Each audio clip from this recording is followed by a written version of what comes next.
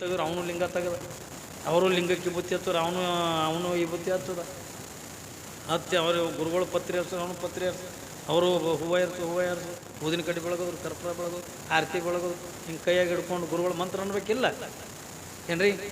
ಗುರುಗಳು ಮಂತ್ರ ಅನ್ಬೇಕಿಲ್ಲ. ಇವ್ರು ಗುರುಗಳ ಆಸೆ ಅಂದ್ರೆ ಕಂಬಳಿ ಜಂಪನೆ ಮೇಲೆ ಹೋಗ್ಯದ.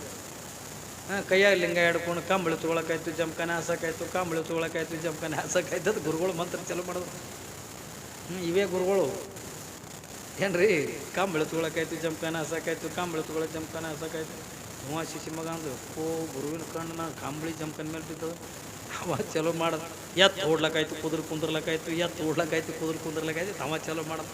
ಇವ ಗುರು ಚಿಂತೆ ಮಾಡಕತ್ತ ಕೈಯಾಗ ಲಿಂಗ ಹಿಡ್ಕೊಂಡು ಎತ್ತಿನ ರೇಟಲ್ಲಿ, ಕಂಬಳಿ ರೇಟಲ್ಲಿ, ಕುದುರೆ ರೇಟಲ್ಲಿ, ಜಂಪನ್ ರೇಟಲ್ಲಿ ಬೇಡ ತಗೊಂಡು ನಂದು ನನಗೆ ಇರಲಿ, ನಿಂದು ನಿನಗೆ, ನಂದು ನನಗೆ ಇರಲಿ, ನಿಂದು ನಿನಗೆ ಇರಲಿ. ಇವ್ರು ಗುರುಗಳು ಚಲೋ ಮಾಡೋದು. ಅವ ಇದ್ರ ಕೂತು ಅವೇನು ಕಮ್ಮಿ ಅನ, ಹಂಗೆ ಬಂದ್ರೆ ಹಂಗೂ ಸೈ, ಹಿಂಗೆ ಬಂದ್ರೆ ಹಿಂಗೂ ಸೈ, ಅವ ಚಲೋ ಮಾಡೋದು. ಇವೆಲ್ಲ ಗುರು ಶಿಷ್ಯರ ನೀವು ಸುಮ್ಮನೆ ಅಂದ್ರೆ ವರ್ಷಿಗೆ ಒಮ್ಮೆ ಅಂದ್ರೆ ಜ್ವಾಳ ಕಾಳ ಕೇಳಕ್ಕೆ ಬಿಡೋ ಗುರುಗಳು. ಇಂಥ ಗುರುಗಳ ಬಗ್ಗೆ ಹೇಳಂಗಿಲ್ಲ ಯಾಕ್ರಿ? ಇಂಥ ಗುರುಗಳು ಭಾಳ ಮಂದಿ ಅರ್ಥ ಜಗತ್ತಿನಾಗ. ನಮಗೆ ಆ ಗುರು ಅಂದ್ರೆ ನಮಗೆ ರೊಕ್ಕ ಬೇಡ್ತಾ ಹೇಳ್ತಾರಿಲ್ಲ ನೋಡ್ರಿ.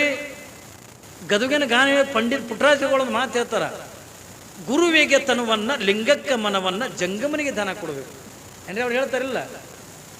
ಯಾವ ನಿಶ್ಚಿಂತಾಗಿರ್ತಾನೆ ತಗೊಂಡು ಕೇಳಿದ್ರ ಗುರುವಿಗೆ ರೊಕ್ಕ ಕೊಡೋದು ಹತ್ತಂಗಿಲ್ಲ, ಗುರುವಿಗೆ ಬಂಗಾರ ಕೊಡೋದು ಹತ್ತಂಗಿಲ್ಲ, ಗುರುವಿಗೆ ಮತ್ತೊಂದಿಂದ ಕೊಡೋದು ಬೇಕಾಗಿಲ್ಲ ಏನ್ರಿ?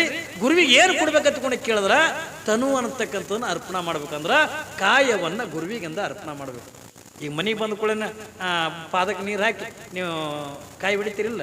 ಮೊನ್ನೊಬ್ಬ ಮೆರವಣಿಗೆ ಕೊಟ್ಟನಲ್ಲಿ ಕಾಲಿಗೆ ಸಿಡಗಾಯಿ ಬಡ್ದ, ಮೈಯೆಲ್ಲ ರಾಡಿ, ಏನೋ ಪುಣ್ಯಕ ಹೆಬ್ಬಟ್ಟಿಗೆ ಬೀಳಿಲ್ಲ ಏನ್ರಿ? ಕುರುಪ ಅವ್ರಿಗೆ ಕಾಯಿ ಹೊಡೆದು ಅದಕ್ಕೆ. ನಿಮ್ಮ ಮನೆಗೆ ಯಾರು ಸ್ವಾಮಿಗಳು ಬಂದ್ರತ್ತಂದ್ರೆ ನೀವು ಪಾದಕ್ಕೆ ನೀರಾಗ ಕಾಯಿ ಹೊಡಿತಿರ್ಲಿ ಬಾಗಲ್ದಾಗ. ಕಾಯಿ ಎದಕ್ಕೆ ಹೊಡಿತೀರಿ ನೀವು? ರೊಕ್ಕ ಹೆಚ್ಚಾಗಿ ಅಂದ್ರೆ ಹೊಡೆಯೋದು ಅಲ್ಲದ. ಕಾಯವನ್ನು ಅರ್ಪಣೆ ಮಾಡೋದು, ಆ ರೂಪದೊಳಗೆ ಅಂದ್ರೆ ಕಾಯವನ್ನು ಅರ್ಪಣೆ ಮಾಡೋದು.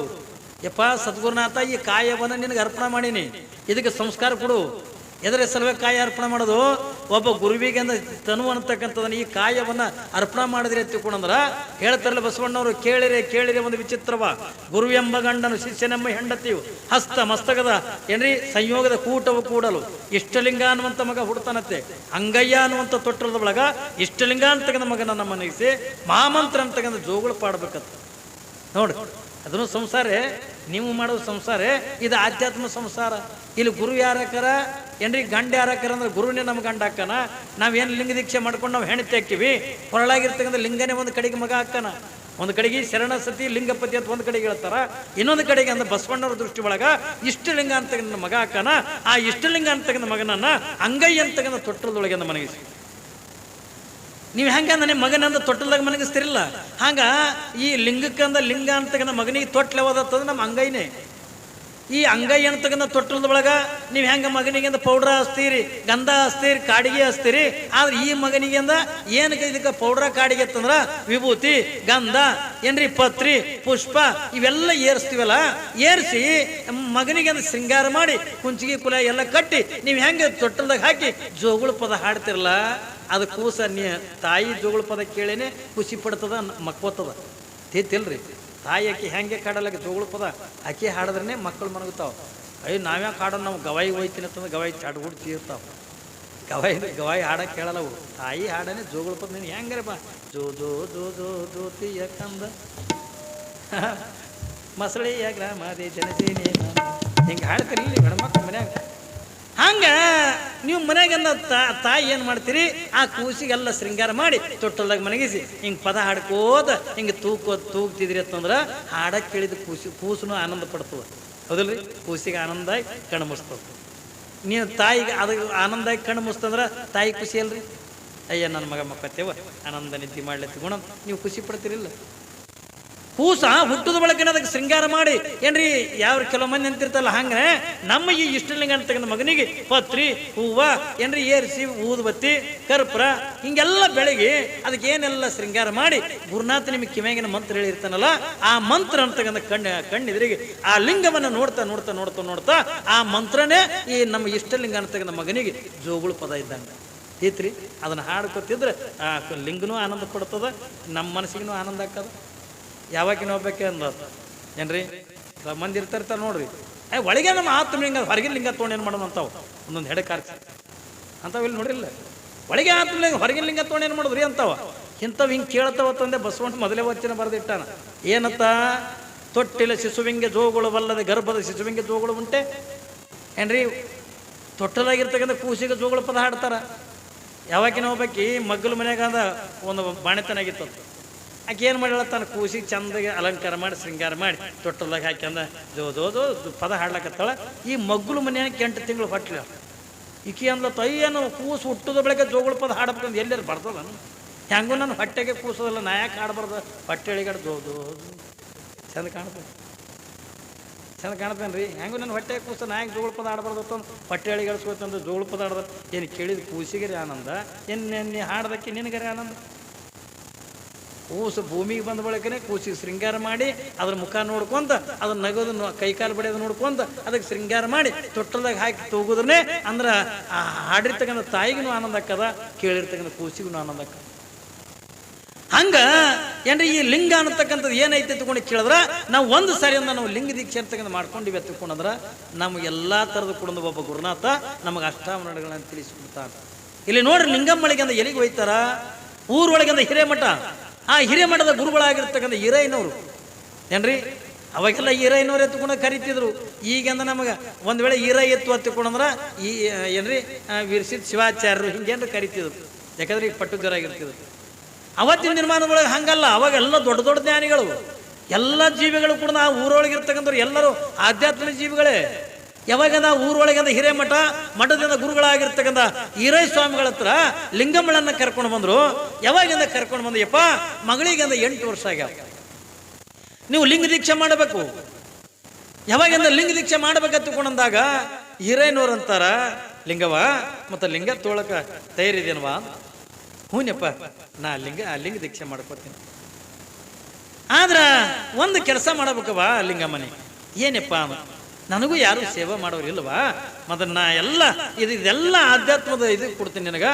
ಅದಕ್ಕೆ ನೀ ಇಲ್ಲೇ ಅಂದ ನನ್ನ ಜೊತೆಯೊಳಗೆ ನೀ ಉಳ್ಕೊಂಡು ಬಿಡು, ನನ್ನ ಹತ್ರ ನೀರು ಯಾವಾಗಂದ ಸಂಜಿತನ ಇಲ್ಲೇ ಇದ್ಕೊಂಡು ಎಲ್ಲ ಪಾಠ ಪ್ರವಚನ ಮುಗಿಸ್ಕೊಂಡು ಮತ್ತೆ ನಿನ್ನ ಮನೆಗೆ ನೀವು ಹೋಗತ್ತೆ ತಿಳ್ಕೊಂಡು ಯಾವಾಗಂದ ಹೇಳಿದಾಗ. ಯಾಕಂದ್ರೆ ಎಲ್ಲ ಜ್ಞಾನವನ್ನು ನೀಡಲಾರ್ದೆ ಲಿಂಗ ಕಟ್ಟಕ್ಕೆ ಬರಲ್ಲ, ಅಷ್ಟಾಭರಣಗಳ ಅರಿವು. ಅದಕ್ಕಾಗಿ ಹೇಳ್ತಲ್ಲ, ಅಷ್ಟಾಭರಣವೇ ಅಂಗವಾಗಿ, ಪಂಚಾಚಾರ್ಯವೇ ಪ್ರಾಣವಾಗಿ, ಷಡಸ್ಥಲವೇ ಆತ್ಮವಾಗಿ. ಏನ್ರಿ ಇವು ನಮ್ಮ ವೀರಶೈವ ಧರ್ಮಕ್ಕೆ 3 ಒಲಿಗುಂಡಗಳಿದ್ದಂಗ. ಈ 3 ಕಲ್ಲಿದ್ದಾಗ ಮಾತ್ರ ಒಂದು ಬೊಗಣಿ ಅಂತಕ್ಕಂಥ ಹೆಂಗೆ ಮೇಲೆ ಕುಂದಿರ್ತದೋ, ಅಷ್ಟಾವರಣ ಷಡಸ್ಥಲ ಏನ್ರಿ ಪಂಚಾಚಾರ ಅಂತಕ್ಕಂಥ 3 ಇದ್ದಾಗ ಮಾತ್ರ ನಾವು ವೀರಶೈವ ಲಿಂಗ ಅನ್ಸ್ಕೋತೀವಿ, ಹೊರತಾಗಿ ಇಲ್ದಿದ್ರೆ ನಾವು ಯಾರು ಕೂಡ ಅನಿಸ್ಕೊಳಕ್ಕಾಗಂಗಿಲ್ಲ. ಅದಕ್ಕಾಗಿ ಅಷ್ಟಾವರಣಗಳಾದ್ರೂ ಕೂಡ ನಾವು ತಿಳ್ಕೋಬೇಕು. ನಾವು ಯಾಕೆ ಗುರುವಿನ ಆಶ್ರಯದೊಳಗಿರಬೇಕು, ಯಾಕೆಂದ್ರೆ ಗುರುವಿನಿಂದ ಲಿಂಗ ದೀಕ್ಷೆ ಮಾಡ್ಕೋಬೇಕು. ಈ ಭೂಮಿ ಮೇಲೆ ನಾವು ಏನನ್ನಾದ್ರೂ ಕೂಡ ಪಡಿತೀವಿ ತಿಳ್ಕೊಂಡ್ರ ಅದು ಎಲ್ಲವೂ ಕೂಡ ಗುರುವಿನಿಂದನೇ ಏನ್ರಿ. ಅದಕ್ಕಾಗಿನ ಗುರುರ್ ಬ್ರಹ್ಮ, ಗುರುರ್ ವಿಷ್ಣು, ಗುರುದೇವೋ ಮಹೇಶ್ವರ, ಗುರುರ್ ಸಾಕ್ಷಾತ್ ಪರಬ್ರಹ್ಮ, ತಸ್ಮೈ ಶ್ರೀ ಗುರುವೇ ನಮಃ ತಿಳ್ಕೊಂಡಂತಾರ. ಅಂದ್ರ ಗುರುವಿಗೆ ಬ್ರಹ್ಮನಾಗ್ಲಿಕ್ಕೆ ಬರ್ತದ, ಗುರುವಿಗೆ ಅಂದ್ರೆ ವಿಷ್ಣು ಆಲಕ್ ಬರ್ತದ, ಗುರುವಿಗೆ ಶಿವ ಆಲಕ್ ಬರ್ತದ. ಆದ್ರೆ ಶಿವನಿಗೆ ಗುರು ಆಲಕ್ ಬರಲ್ಲ, ಬ್ರಹ್ಮನಿಗೆ ಅಂದ್ರೆ ಗುರು ಆಲಕ್ ಬರಲ್ಲ, ವಿಷ್ಣುವಿಗೆ ಅಂದ್ರೆ ಗುರು ಆಲಕ್ ಬರಲ್ಲ. ತ್ರಿಮೂರ್ತಿಗಳ ಎಂತೀವಿ, ತ್ರಿಮೂರ್ತಿಗಳ ರೂಪನೇ ಈ ಭೂಮಿ ಮೇಲೆ ಯಾರಾದ್ರೂ ಕೂಡ ಇದ್ರ ಅದು ಗುರುವಿನನ್ನೇ ಬಿಟ್ರೆ ಮತ್ತೆ ಯಾರು ಕೂಡ ಇಲ್ಲ ಏನ್ರಿ. ಗುರುವಿನ ಬಿಟ್ರೆ ಈ ಭೂಮಿ ಮೇಲೆ ಯಾರು ದೊಡ್ಡವರಲ್ಲ. ಸ್ವತಃ ಪರಮಾತ್ಮನಿಗೆ ಹೇಳ್ತಾನಲ್ರಿ ಶಿವಪುರಾಣದಾಗ. ಸ್ವತಃ ಪರಮಾತ್ಮನಿಗಿಂದ ಪಾರ್ವತಿ ಪ್ರಶ್ನೆ ಮಾಡ್ತಾಳೆ, ಹೇ ಪರಮಾತ್ಮ, ಈ ಭೂಲೋಕದೊಳಗೆ 8 ಜೀವಿಗಳನ್ನು ಸೃಷ್ಟಿ ಮಾಡಿದೆ ಎತ್ತುಕೊಂಡು ಕೇಳಿದಾಗ ಪರಮಾತ್ಮ ಅಂತಾನೆ, ಪಾರ್ವತಿ 84 ಲಕ್ಷ ಜೀವರಾಶಿಗಳನ್ನು ಸೃಷ್ಟಿ ಮಾಡೀನಿ. ಬಹುಶಃ ನೀವೆಲ್ಲ ಏನು ತಿಳ್ಕೊಂಡಿವಿ, ಬರೀ ಮನುಷ್ಯರ ಅಟ್ಟೆ ಎತ್ತುಕೊಂಡು ನೀವು ತಿಳ್ಕೊಂಡಿವಲ್ಲ. ನಮ್ಮಂಥ ಜೀವಿಗಳು 84 ಲಕ್ಷ ಜೀವಿಗಳದಾವ. 21 ಲಕ್ಷ ಅಂಡಜ, 21 ಲಕ್ಷ ಪಿಂಡಜ, 21 ಲಕ್ಷ ಶ್ವೇತಜ ಏನ್ರಿ, 21 ಲಕ್ಷ ಜಲಾಯುಜ. ಅಂದ್ರೆ ತತ್ತಿಯಿಂದ ಹುಡ್ತಕ್ಕಂಥವು 21 ಲಕ್ಷ ಜೀವಿಗಳದಾವ. ಗುಬ್ಬಿ, ಕಾಗಿ ಇವೆಲ್ಲ ಏನು ತತ್ತಿಯಿಂದ ಹುಡ್ತಾವಲ್ಲ, ಇಂಥವು 21 ಲಕ್ಷ ಜೀವಿಗಳದಾವ. ತಾಯಿ ಗರ್ಭದಿಂದ ಹುಡ್ತಕ್ಕಂಥವು ಮನುಷ್ಯನನ್ನು ಮೊದಲು ಮಾಡಿಕೊಂಡು ಇವೇನು ಪ್ರಾಣಿಗಳದಾವಲ್ಲ, ನಾವು ತಾಯಿ ಗರ್ಭದಿಂದ ಹುಡ್ತಕ್ಕಂಥವು 21 ಲಕ್ಷ ಜೀವಿಗಳದಾವ. ಇನ್ನು ನೀರಿನೊಳಗೆ ಹುಡ್ತಕ್ಕಂಥ 21 ಲಕ್ಷ ಜೀವಿಗಳದಾವ. ಮೀನ ಇವೆಲ್ಲ ಏನು ಇಂಥವಲ್ಲ ಅದಾವಲ್ಲ, ಜಲಚಲ ಪ್ರಾಣಿಗಳ ತಗೊಂಡೇನು ಕರೀತಾರಲ್ಲ, ನೀರಿನೊಳಗಿಂದ ಹುಡ್ತಕ್ಕಂಥವು 21 ಲಕ್ಷ ಜೀವಿಗಳದಾವ. ಇನ್ನೊಂದು 21 ಲಕ್ಷ ಭಾರಿ ವಿಚಿತ್ರದಾವ. ಅವ್ಯಾವ ತಗೊಂಡ್ರ ಏನ್ರಿ, ತಲೆಯನ್ನೇನ ಬೆವ್ರಿನಿಂದ ಹುಡ್ತಕ್ಕಂಥವು 21 ಲಕ್ಷ ಜೀವಿಗಳವ. ಸುಮ್ಮನೆ ನಿಮ್ಗೆ ತಿಳಿಯಾಗಿ ಹೇಳ್ಬೇಕಂತ, ಇದು ಬೆವ್ರಿನಿಂದ ಹುಡ್ತಂತದ ತಲೆಯನ್ನೇನ. ಇಂಥವು 21 ಲಕ್ಷ ಜೀವಿಗಳದಾವತ್ತ. ಅಂದ್ರೆ ಬರೀ ನಮ್ಮ ಮನುಷ್ಯನ ಮೈ ಮ್ಯಾಗ ಅಲ್ಲ, ಇಡೀ ಎಲ್ಲ ಪ್ರಾಣಿಗಳೆಲ್ಲ ಕಲ್ತು 21 ಲಕ್ಷ ಜೀವಿಗಳು ಬರೀ ಮೈ ಬೆವ್ರಿನಿಂದ ಹುಡ್ತಾವತ್ತು.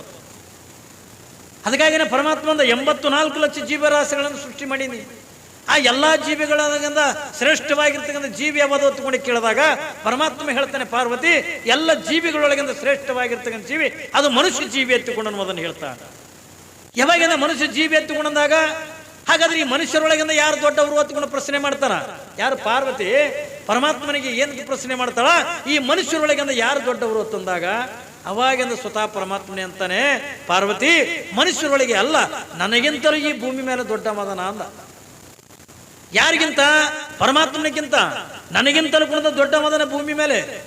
ಅವನು ಯಾರು ಹೊತ್ತು ಕುಣದು ಪ್ರಶ್ನೆ ಮಾಡ್ತಾಳೆ ದ್ರೌಪದಿ, ಅವಾಗಿಂದ ಪರಮಾತ್ಮನೇ ಉತ್ತರ ಕೊಡ್ತಾನೆ ಶಿವಪುರಾಣದೊಳಗ, ನ ಗುರುರಧಿಕಂ ನ ಗುರುರಧಿಕಂ ನ ಗುರುರಧಿಕಂ. ಗುರುವಿನಕ್ಕಿಂತ ಈ ಭೂಮಿ ಮೇಲೆ ಶ್ರೇಷ್ಠವಾಗಿರ್ತಕ್ಕಂಥವ್ರು ಯಾರೂ ಇಲ್ಲ. ಗುರುವಿನಿಂದಲೇ ನಮಗೆ ಲಿಂಗ, ಗುರುವಿನಿಂದಲೇ ಜಂಗಮ, ಗುರುವಿನಿಂದಲೇ ಪಾದೋದಕ, ಗುರುವಿನಿಂದಲೇ ಪ್ರಸಾದ, ಗುರುವಿನಿಂದಲೇ ವಿಭೂತಿ, ಗುರುವಿನಿಂದಲೇ ರುದ್ರಾಕ್ಷಿ, ಗುರುವಿನಿಂದಲೇ ಮಂತ್ರ. ಈ ಭೂಮಿಯ ಮೇಲೆ ನಾವೇನು ಅಷ್ಟಾವರಣಗಳನ್ನು ಏನು ಕಾಣ್ತೀವಲ್ಲ, ಇವೆಲ್ಲ ದೊರಕಬೇಕಾಗಿತ್ತು ಅಂತ ತಿಳ್ಕೊಂಡ್ರೆ ಮೊದಲು ನಾವೊಬ್ಬ ಯೋಗ್ಯನಾಗಿರ್ತಕ್ಕಂಥ ಗುರುವಿನ ಆಶ್ರಯದೊಳಗಿಂದ ಇರಬೇಕು.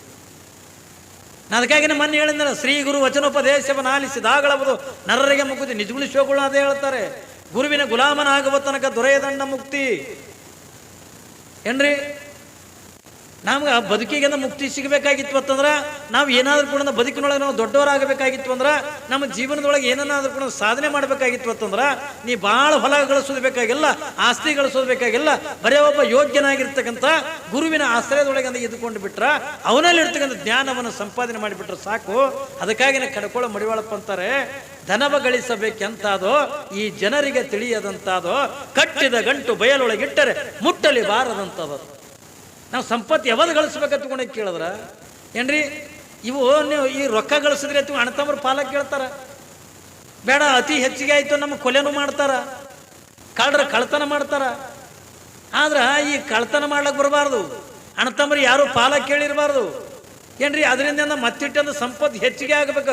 ಯಾರ್ಯಾರು ಕಳುವು ಮಾಡ್ತಾರಲ್ಲ ಹಂಗಾಗಿ ನಮ್ಮ ಮನೆತನಕ್ಕೆ ಸಂಪತ್ತು ಹೆಚ್ಚಿಗೆ ಆಗಬೇಕಾಗಿತ್ತು ಅಂದ್ರೆ ಅದು ಯಾವ ಸಂಪತ್ತು ತಗೊಂಡು ಕೇಳಿದ್ರೆ, ಜ್ಞಾನ ಅಂತಕ್ಕಂಥ ಸಂಪತ್ತನ್ನ ನಾವು ಗಳಿಸಿದೀವಿ ಎತ್ತಿಕೊಂಡ್ರೆ ನಮಗೆ ಯಾರು ಕೂಡ ಪಾಲಕ್ಕೆ ಕೇಳಂಗಿಲ್ಲ. ಈಗ ನಾನು ನಿಮ್ಮ ಊರಿಗೆ ಪುರಾಣ ಹೇಳಕ್ ಬಂದೀನಿ, ನಾ ಈ 17-18 ದಿವಸ ಹೇಳಿದ್ರೆ ನಿಮ್ಮಲ್ಲಿ ಪುರಾಣ ಹೇಳ್ತೀನಿ. ಪುರಾಣ ಹೇಳಿದ ಬಳಿ ನನ್ನ ಬಳಿ ಜ್ಞಾನ ಕಮ್ಮಿ ಐತೇನು? ಮತ್ತಿಟ್ಟಂದು ಹೆಚ್ಚಾಗ ನಿಮ್ಗೆ ಹೆಂಗೆ ಹಂಚ್ಕೋತ ಹೋಗ್ತೀನಲ್ಲ ಹಂಗೆ ಮತ್ತಿಟ್ಟಂದು ಹೆಚ್ಚು ಹಾಕೋತ ಹೋಗೋದೇ ಹೊರತಾಗಿ ಕಮ್ಮಿ ಆಗ್ತಕ್ಕಂಥದ್ದು ಅಲ್ಲ ಜ್ಞಾನ. ಇದನ್ನ ಯಾರು ನನಗೆ ಪಾಲಕ್ಕೆ ಕೇಳಂಗಿಲ್ಲ, ಯಾರು ಕಳ್ಳರು ಬಂದು ಕಸ್ಕೊಂಡು ಹೋಗಂಗಿಲ್ಲ. ಅವ್ರು ಏನು ಕಸ್ಕೊಂಡು ಹೋಗ್ತಾರೆ ಮತ್ತಿಟ್ಟು ಹೆಚ್ಚಾಕದೆ ಹೊರತಾಗಿ ಕಮ್ಮಿ ಆಗ್ತಕ್ಕಂಥದ್ದು ಅಲ್ಲ. ಅದಕ್ಕಾಗಿಯೇ ನಾವು ಗುರುವಿನಿಂದ ಲಿಂಗ ದೀಕ್ಷೆ ಅಂತಕ್ಕಂಥ ಮಾಡ್ಕೋಬೇಕು. ಆ ಗುರುವಿನಲ್ಲಿರ್ತಕ್ಕಂಥ ಜ್ಞಾನವನ್ನು ನಾವು ಸಂಪಾದನೆ ಮಾಡಬೇಕು. ಇವತ್ತು ಬಸವಣ್ಣನವ್ರ ಬಗ್ಗೆ ನಾವೆಲ್ಲ ಮಾತಾಡ್ತೀವಿ ಏನ್ರಿ, ಎಲ್ಲ ಶಿವಶರಣರ ಬಗ್ಗೆ ನಾವು ಮಾತಾಡ್ತೀವಿಲ್ಲ. ಅಪ್ಪಿ ತಪ್ಪಿ ಅವತ್ತಿನ ದಿನಮಾನದೊಳಗೆ ಬಸವಣ್ಣ ಏನ್ರಿ, ಅವತ್ತಿನ ದಿನಮಾನದೊಳಗೆ ಹುಟ್ಟಿದಲ್ಲಿ ಬ್ರಾಹ್ಮಣರ ಮನೆತನದೊಳಗಿಂದ ಹುಟ್ಟಿರ್ತಕ್ಕಂಥ ಬಸವಣ್ಣವರು. ಇದೇ ನಮ್ಮ ಬಿಜಾಪುರ ಜಿಲ್ಲೆ ಏನ್ರಿ ಬಾಗೇವಾಡಿ ಪಟ್ಟಣದ ಒಳಗ ಏನ್ರಿ ಮಾದರಸ ಮಾದಲಾಂಬಿಕೆ ಅಂತಕ್ಕಂಥ ಬ್ರಾಹ್ಮಣ ದಂಪತಿಗಳ ಗರ್ಭದೊಳಗಿಂದ ಅದು ನಂದಿ ಬಸವಣ್ಣವರಿಗಿಂದ ಬೇಡ್ಕೊಂಡಂದ ಏನ್ರಿ ಹುಟ್ಟಿರ್ತಕ್ಕಂಥವನೇ ಬಸವಣ್ಣ. ಅದಕ್ಕಾಗಿ ಅವರಿಗೆ ಬ್ರಾಹ್ಮಣ ಧರ್ಮದಾಗಿಂದ ಬಸವಣ್ಣ ತಗೊಂಡು ಹೆಸರು ಇಡಂಗಿಲ್ಲ. ಇಡ್ತಾರೇನ್ರಿ? ಯಾರು ಬಿಡಂಗಿಲ್ಲ. ಯಾಕೆ ಇಟ್ಟಾರ ತಗೊಂಡು ಕೇಳಿದ್ರೆ, ಅಲ್ಲಿ ಬಾಗೇವಾಡಿ ಪಟ್ಟಣದೊಳಗ ನಂದಿ ಬಸವೇಶ್ವರ ಮೂರ್ತಿ ಏನೈತಲ್ಲ ಅದಕ್ಕೆ ಬೇಡ್ಕೊಂಡಂದ ಏನ್ರಿ ಬೇಡ್ಕೊಂಡಂದ ಹಡದಿರ್ತಕ್ಕಂಥವ್ರು ಮಾದರಸ ಮಾದಲಾಂಬಿಕೆ. ಆ ಬಸವಣ್ಣನ ಆಶೀರ್ವಾದದಿಂದ ಹುಟ್ಟಿದಕ್ಕಾಗಿನೇ ಹುಟ್ಟಿರ್ತಕ್ಕಂಥ ಮಗನಿಗೆ ಬಸವಣ್ಣ ತಗೊಂಡ ಹೆಸರಿಟ್ರು. ಬಸವಣ್ಣ ಬ್ರಾಹ್ಮಣ ಧರ್ಮದೊಳಗಿಂದ ಹುಟ್ಟಿರ್ತಕ್ಕಂಥವ. ಇವತ್ತಿನ ದಿನಮಾನದಾಗ ಜಗಜ್ಯೋತಿ ಆಗಬೇಕಾಗಿತ್ತು, ಭಕ್ತಿ ಭಾಂಡಾರಿ ಆಗಬೇಕಾಗಿತ್ತು. ಆದ್ರೆ ಇವತ್ತಿನ ಕಲಿಯುಗದೊಳಗಂದ ಅವ ಜಗದ್ಗುರು ಅನಿಸ್ಕೊಳಕತ್ತಾರ ಬಸವಣ್ಣವರು. ಇದಕ್ಕೆಲ್ಲ ಹಿನ್ನೆಲೆ ಕಾರಣ ಯಾರು ಹೊತ್ಕೊಂಡು ಕೇಳಿದ್ರ, ಇವರಿಗೆಲ್ಲ ಇಟ್ಟು ಜ್ಞಾನ ನೀಡಿರ್ತಕ್ಕಂಥವ್ರು ಯಾರು ಹೊತ್ಕೊಳ್ಳದ್ರ, ಲಿಂಗದ ಬಗ್ಗೆ, ಯಾವ ಗುರುವಿನ ಬಗ್ಗೆ, ಜಂಗಮನ ಬಗ್ಗೆ, ಇವೆಲ್ಲ ಅಷ್ಟಾವರಣ ಷಡಸ್ಥಗಳ ಬಗ್ಗೆ ಅದಕ್ಕೆಲ್ಲ ಪರಿಜ್ಞಾನ ನೀಡಿರ್ತಕ್ಕಂಥವ್ರು ಯಾರು ಹೊತ್ಕೊಂಡು ಕೇಳಿದ್ರೆ ಅವತ್ತಿನ ದಿನಮಾನದೊಳಗ ಜಾತವೇದ ಮುನಿಗಳು ಬಸವಣ್ಣವ್ರಿಗೆ ಸಿಗದೇ ಇದ್ರ ಏನ್ರಿ, ಜಾತವೇದ ಮುನಿಗಳಿಂದ ಬಸವಣ್ಣ ಜ್ಞಾನವನ್ನು ಪಡೆದೇ ಇದ್ರ ಇವತ್ತು ಬಸವಣ್ಣ ಜಗಜ್ಯೋತಿ ಹಾಕಿದ್ದಿಲ್ಲ, ನಮ್ಮೆಲ್ಲರ ಬಾಯಿಗೆ ಇವತ್ತಿಂತಾನೆ ಇರ್ತಿದ್ದಿಲ್ಲ. ಹಿನ್ನೆಲೆ ಅಂದ್ರೆ ಗುರುವಿನ ಕೃಪೆ ಇದೆ, ಹಿನ್ನೆಲೆ ಗುರುವಿನ ಆಶೀರ್ವಾದ ಇದೆ. ಯಾವಾಗಿಂದ ಗುರುವಿನಲ್ಲಿರ್ತಕ್ಕಂಥ ಜ್ಞಾನವನ್ನು ಸಂಪಾದನೆ ಮಾಡದ ಜಗಜ್ಯೋತಿಯಾದ, ಭಕ್ತಿ ಭಾಂಡಾರಿಯಾದ, ಮಹಾಜ್ಞಾನಿಯಾದ. ನೀವು ಇಡೀ ಬದುಕಿನ ಇತಿಹಾಸವನ್ನು ಎಲ್ಲ ತೆಗೆದು ನೋಡ್ರಿ ಏನ್ರಿ, ಪ್ರತಿಯೊಬ್ಬರಿಗೂ ಕೂಡ ಗುರು ಬೇಕೇ. ಗುರು ತೋರಿಸದಲ್ಲದೆ ಕಾಣಿಸದಣ್ಣ ಸಾರೆ ಚೆಲ್ಲಾದ ಮುಕುತಿ. ಗುರುನೇ ತೋರಿಸ್ಬೇಕೆ ಹೊರತಾಗಿ ಗುರುವಿನ ಬಿಟ್ಟದ ಮತ್ತೆ ಯಾರು ಕೂಡ ತೋರ್ಸಕ್ಕಿಂದ ಆಗಂಗಿಲ್ಲ ಅಂತ ಆ ಲಿಂಗಮ್ಮಳನ್ನ ಕರ್ಕೊಂಡು ಯಾವಾಗಿಂದ ಹಿರಿಯ ಸ್ವಾಮಿಗಳ ಮಠಕ್ಕಿಂದ ಕರ್ಕೊಂಡು ಹೋಗಿಯಪ್ಪ, ಇವಳಿಗೆ ನೀ ಲಿಂಗ ದೀಕ್ಷೆ ಮಾಡ್ಬೇಕು 8 ವರ್ಷಕ್ಕೆ ಅವತ್ತಂದಾಗ ಬರೀ ಲಿಂಗ ದೀಕ್ಷೆ ಅಲ್ಲೋ, ಇವಳಿಗೆ ನನ್ನಲ್ಲಿರ್ತಕ್ಕಂಥ ಎಲ್ಲ ಜ್ಞಾನವನ್ನು ಕೂಡ ನೀಡ್ತೀನಿ ತಿಳ್ಕೊಳ್ಳೋದು ಯಾವಾಗಿಂದ ಹಿರಿಯ ಸ್ವಾಮಿಗಳಂದ ಹೇಳಿ, ಅವಾಗಂದ ಅಷ್ಟಾವರಣಗಳನ್ನು, ಷಡಸ್ಥಲಗಳನ್ನು, ಪಂಚಾಚಾರಗಳನ್ನು ಲಿಂಗಮ್ಮಳಿಗಂದ ಹೇಳಲಿಕ್ಕೆಂದ ಪ್ರಾರಂಭ ಮಾಡೋದು. ಅಷ್ಟಾವರಣ ಅಂತಂದ್ರೆ 8 ಆವರಣಗಳು. 8 ಆವರಣಗಳು ಯಾವ್ಯಾವು? ಗುರು, ಲಿಂಗ, ಜಂಗಮ ಏನ್ರಿ, ಪಾದೋದಕ, ಪ್ರಸಾದ, ವಿಭೂತಿ, ರುದ್ರಾಕ್ಷಿ, ಮಂತ್ರ. ಇವು 8 ಆವರಣಗಳು. ಹೆಂಗ ದೇಹವನ್ನು ಮುಚ್ಕೊಳ್ಳಿಕ್ಕ ಏನ್ರಿ, ನಮ್ಮ ಶರೀರ ಮುಚ್ಕೋಬೇಕಾಗಿತ್ತು ಅಂತಂದ್ರೆ ನಾವು ಕೆಳಗೆ ಲುಂಗಿ ಹುಟ್ಟೀವಿ, ಮ್ಯಾಗ ಅಂಗಿ ಹುಟ್ಟೀವಿ, ಪೇಟ ಸುತ್ತೀವಿ, ಹಿಂಗೆಲ್ಲ ಈ ಶರೀರ ಚರ್ಮವನ್ನು ಸಂರಕ್ಷಣೆ ಮಾಡ್ಕೊಳಕ್ಕೆ. ಹೆಂಗ ಈ ದೇಹವನ್ನು ಸಂರಕ್ಷಣೆ ಮಾಡಕ್ಕೆ ನಾವೆಲ್ಲ ಬಟ್ಟೆ ಉಟ್ಕೊಂಡಿವಲ್ಲ, ಆದ್ರೆ ಆತ್ಮ ಸಂರಕ್ಷಣೆಗಾಗಿ ಅದಕ್ಕೆ ಬಟ್ಟೆ ನಡೆಯಂಗಿಲ್ಲ. ಆತ್ಮದ ಸಂರಕ್ಷಣೆಗಾಗಿ ನಾವು ಏನು ಮಾಡ್ಬೇಕಂತ ತಗೊಂಡು ಕೇಳಿದ್ರ ಗುರು, ಲಿಂಗ, ಜಂಗಮ, ಪಾದೋದಕ, ಪ್ರಸಾದ, ವಿಭೂತಿ, ರುದ್ರಾಕ್ಷಿ, ಮಂತ್ರ. ಅದರಾಗಿನ ಒಂದು ಮಾತು ಹೇಳ್ತಾರ, ಮೂರನ್ನ 3ರಿಂದ ಪೂಜೆ ಮಾಡಿದ್ರ 2 ಲಾಭ ಆಕ್ಕವತ್ ನೋಡ್ರಿ. 3ರಿಂದ ಪೂಜೆ ಮಾಡೋದು ಯಾವ 3? ಗುರು, ಲಿಂಗ, ಜಂಗಮ. ಇವು ಪೂಜೆ ಮಾಡ್ಕೊಳ್ತಕ್ಕಂಥವು. ಇವು ತಿಳ್ರಿ, ನಿಮ್ಮ ಮನ್ಯಾಗಂದ ಜಗಲಿ ಎತ್ಕೊಂಡು ಮಾಡದೆ ಇರ್ತಾವಲ್ಲ. ಜಗಲಿ ಅಂದ್ರೆ ಏನ್ರಿ? ಜಗಲಿ ಅಂದ್ರೆ ಗೊತ್ತಾ? ಅದೇ ಕಟ್ಟಿರ್ತಾರಲ್ರಿ, ಅದೇ ಅಲ್ತದೆ ಏನ್ರಿ? ಮನ್ಯಾಗಂದ ವಾಸ್ತು ನೋಡಿ ಅಂದ ಅಡಿಗೆ ಮನೆ ಮಗ್ಲಂದ ಕಟ್ಟಿರ್ತಾರಲ್ಲ, ಕಟ್ಟಿ ಅದೇ ಅಲ್ಲಿ ಜಗಲಿ. ನೀವು ದೇವ್ರು ಕುಂದ್ರೋದಕ್ಕೆ ಜಗಲಿ ಅಂತೀರಿ. ಆದ್ರೆ ಜಗಲಿ ಎತ್ತಿಕೊಂಡ್ರೆ ಏನು?